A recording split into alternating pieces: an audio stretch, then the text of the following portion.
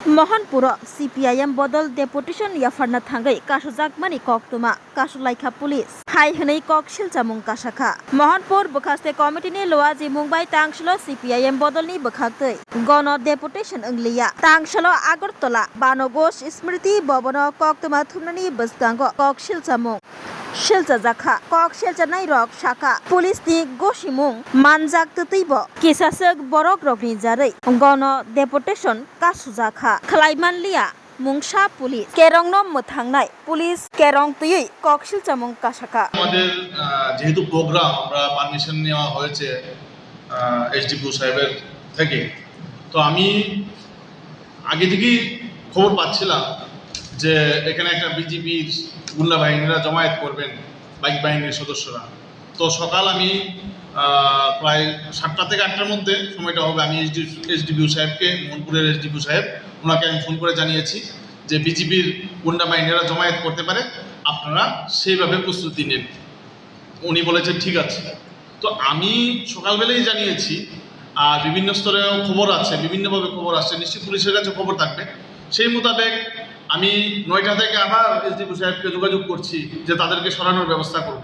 তো উনি বলছেন যে উনি চেষ্টা করছেন, কিন্তু কাজ হচ্ছে না। আর উনি এটাও বলছেন যে আপনারা আসুন, প্রোগ্রাম করুন, আমাদের যেহেতু পারমিশন দেওয়া আছে, কিন্তু নিরাপত্তার গ্যারান্টি উনি দিতে পারছেন না। আর কি অদ্ভুত! গ্রামের মানুষরা আসবেন, কর্মজীবী মানুষরা আসবেন, তারা যদি এখানে এসে তাদের হাতে মার খেতে হয় তাহলে তো হলো না। কারণ এইরকম ঘটনা অনেক ঘটেছে আমাদের রাজ্যে।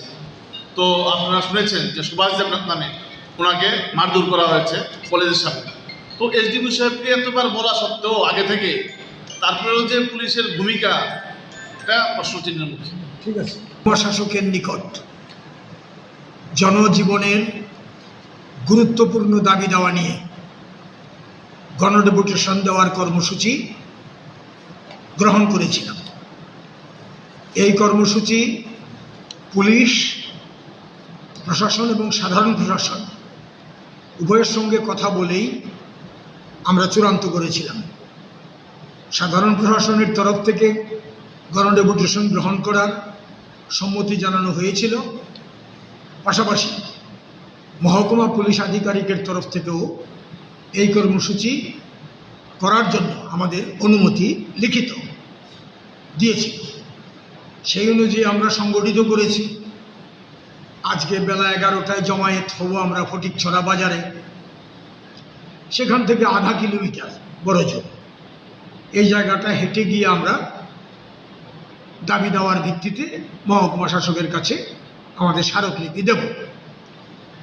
দেখা গেল গতকাল থেকেই বিভিন্ন জায়গাতে ভয়ভীতি প্রদর্শন শুরু করেছে বিজেপি আশ্রিত দুষ্কৃতীরা, এবং আজকে সকাল থেকে তারা মহকুমার বিভিন্ন স্থানে, বিভিন্ন জায়গাতে, সেটা গান্ধীগ্রাম থেকে শুরু করে মোহনপুর পর্যন্ত, কামালঘাট সংলগ্ন এলাকা থেকে ধরে একেবারে তুলাবাগান ছাড়িয়ে ভেতর দিকে, এই সর্বত্র গ্রুপে গ্রুপে দাঁড়িয়ে থেকে এলাকায় ঢুকে ঢুকে আমাদের লোকজনকে হুমকি দেওয়া হয়েছে এই কর্মসূচিতে যাতে না আসে।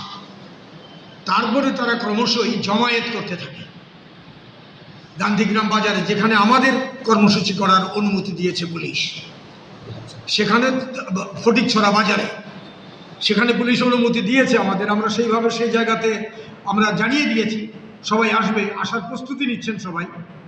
সেই জায়গার মধ্যে বিজেপি জমায়েত করেছে, পতাকা ফেস্টুন লাগিয়ে মোটরসাইকেল বাহিনী বিভিন্ন জায়গা থেকে চিহ্নিত দুষ্কৃতীদের তারা সেখানে জমায়েত করেছে, করে কোনো অবস্থাতেই যাতে সিপিআইএমের কর্মীরা বা সাধারণ মানুষ সেখানে যাবেন, গণডেপুটেশনে অংশ নেবেন, একটা গণতান্ত্রিক শান্তিপূর্ণ কর্মসূচি জনস্বার্থে, এটা যাতে করতে না পারে।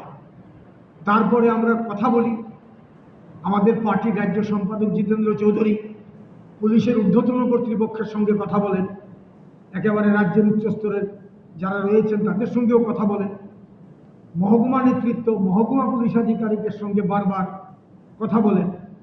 কথা বলে যখন জানানো হয় যে এইভাবে তারা দখল করে রেখেছে এলাকা, আপনারা মুক্ত করেন, তাদেরকে সেখান থেকে ডিসপার্স করেন, যাতে আমরা জমায়েত করে কর্মসূচিটা করতে পারি, এই গ্যারান্টি দিতে পারছে না।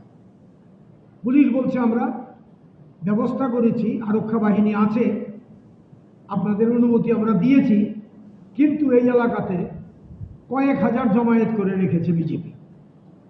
স্বয়ং পুলিশের আধিকারিকের বক্তব্য আমার কাছে, আমাদের সেই এলাকার বিধায়ক নয়ন সরকার এবং সুদীপ সরকার দুজন, বিশেষ করে নয়ন সরকারের সঙ্গে সরাসরি কথা হয়েছে পুলিশের। তখন পুলিশ জানিয়েছেন, মহকুমা পুলিশের যে আধিকারিক এসডিপিও মোহনপুর, তিনি বলছেন যে আপনারা কর্মসূচি পারমিশন দিয়েছে, আপনারা কর্মসূচি করুন। তো আমরা বললাম যে কি করে করব? আপনিই বলছেন এখানে 1,500, 2,000, 3,000, তারপরে তিনি বলছেন এখানে ইতিমধ্যে আরও 500-600 লোক বেড়ে গেছে, 500-600 লোক বেড়ে গেছে, অতএব আপনারা কি করবেন চিন্তা করেন। তো এটা কি আমাদের চিন্তা করার বিষয়? আমরা যদি যাই সেখানে মুখোমুখি সংঘর্ষ হবে। আমরা জমায়েত করেছি, আমরা জমায়েত করতে পারি, বিরোধী দল নেতা যাবেন, আমরা জেলা নেতৃত্ব, মহকুমা নেতৃত্ব, আমাদের বিধায়করা সেখানে যাবেন, তো আমরা যেতেই পারি। কিন্তু সেখানে বলা হচ্ছে যে তাদেরকে বলছি, তারা সরছে না। তো এই যদি মেরুদণ্ড ভাঙা থাকে পুলিশে, মেরুদণ্ডহীন হয় পুলিশ, বিজেপির দুষ্কৃতীদের বলতে যদি ভয় পায় যে আপনারা একটা অনুমতি দেওয়া কর্মসূচি আপনারা ভণ্ডুল করে দিচ্ছেন জমায়েত করে, এটা হতে পারে না, পুলিশ এই কথা যদি তাদের বলতে না পারে, তাহলে এই পুলিশ নিরাপত্তা কিভাবে দেবে? আমাদের জনগণকে কিভাবে নিরাপত্তা দেবে? কদিন আগে সাবরুমেই ঘটনা ঘটেছে। রাজ্যের বিরোধী দলনেতা সিপিআইএম পলিট ব্যুরো সদস্য রাজ্য সম্পাদক জিতেন্দ্র চৌধুরী দক্ষিণ ত্রিপুরার পুলিশ সম্পর্কে এমনভাবেই অনুমতি দেওয়ার পরে পুলিশের দিক থেকে কোনো তাপ উত্তাপ নেই, বাধা দিয়ে চলেছে বিজেপি দুষ্কৃতীরা চোত্তা খোলাতে, এই অভিজ্ঞতা আমাদের আছে। তখন বিরোধী দলনেতা বলেছিলেন যে স্বরাষ্ট্র দপ্তর কিভাবে চলছে সেটা বোঝা যাচ্ছে। তো এখানেও আমরা দেখছি মোহনপুরে রাজ্যের মুখ্যমন্ত্রী নানা রকমের কথা বলেন। তিনি স্বরাষ্ট্র দপ্তরেরও মন্ত্রী, তার দপ্তর এটা। আগরতলা শহরের উপকণ্ঠে ফটিকছড়াতে হচ্ছে এসডিএম মোহনপুরের অফিস, সেখানে এইভাবে পারমিটেড প্রোগ্রাম, কাগজপত্র হাতে আমাদের আছে, তারপরে আমরা কর্মসূচি করতে পারছি না, পুলিশ নিরাপত্তার গ্যারান্টি দিতে পারছে না। তাহলে পুলিশ কি করছে? তাহলে পুলিশ ইনভাইট করছে কেওস। আমরা গেলে সেই দুষ্কৃতীরা সেখানে থাকবে, মুখোমুখি সংঘর্ষ হবে, রক্তারক্তি হবে, এই ব্যাপারে পুলিশের কোনো তাপ উত্তাপ থাকবে না, নেই। তো এটা যথেষ্ট আপত্তিকর। এই বিষয়টা আমি আপনাদের সামনে এখানে রাখলাম সংবাদ মাধ্যমের বন্ধুদের প্রতি, যে আপনারা এই বিষয়টা গোটা রাজ্যের গণতান্ত্রিক জনগণের সামনে আপনারা নিয়ে যাবেন। এই হচ্ছে আমাদের রাজ্যের আইন শৃঙ্খলার পরিণতি, এবং রাজ্যের স্বরাষ্ট্র দপ্তর সরাসরি রাজ্যের দুষ্কৃতীদের, শাসক দলীয় দুষ্কৃতীদের প্রশ্রয় দিচ্ছে, গণতান্ত্রিক অধিকার কেড়ে নিচ্ছে বিরোধীদের। পুলিশের অনুমতিক্রমে কর্মসূচি করা যায় না, তাইলে কত গভীরে গেলে পরে আইন শৃঙ্খলাহীনতা, এটা বলতে আমরা বাধ্য হচ্ছি, এবং পরিস্থিতি তাই বলছে। স্বয়ং পুলিশের আধিকারিক এই কথা বলছেন যে আমরা তো তাদেরকে বলছি সরাতে পারছি না, আপনারা কি করবেন চিন্তা করে। যাবো, আমরা কর্মসূচি করব, তো আপনি তো জোর দিয়ে বলতে পারছেন না, আপনিও তাদেরকে হটাচ্ছেন না। আপনি তো আমাদের বলবেন যে আপনারা এই কর্মসূচি করুন, তো পরোক্ষে আপনি কি বলছেন যে তারা এখানে অনেক লোক, আপনারা আসবেন কিনা চিন্তা করেন। What is this? এভাবে চলতে পারে? দীর্ঘদিন ধরে এইভাবে চলছে, গোটা রাজ্যে এইভাবে চলছে। এর প্রতিবাদে আজকে আমার সঙ্গে এখানে ওই মহকুমার প্রাক্তন মন্ত্রী এখানে আছেন, পার্টির রাজ্য কমিটির সদস্য প্রণব দেববর্মা, মহকুমার সম্পাদক সুদীপ দেবনাথ, ওই এলাকার ওই মহকুমার অন্তর্গত বামুটিয়ার মাননীয় বিধায়ক নয়ন সরকার, এবং মোহনপুর অংশেরই সদর মোহনপুর অংশ মিলিয়ে অপর বিধায়ক সুদীপ সরকার, বরজলার বিধায়ক, তারা দুজনে এখানে আছেন। তারাও ওই কর্মসূচির মধ্যে সামিল ছিলেন।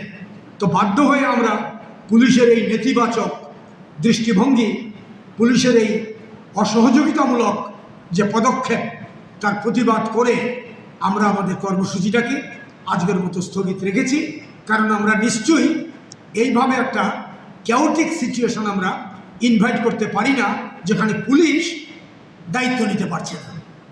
অনুমতি দিয়ে দায়িত্ব নিতে পারছে না। নিন্দা করি আমরা পুলিশের এই ভূমিকা। এই জন্যই আমরা সাংবাদিক বন্ধুদের এখানে আজকে ডেকেছি।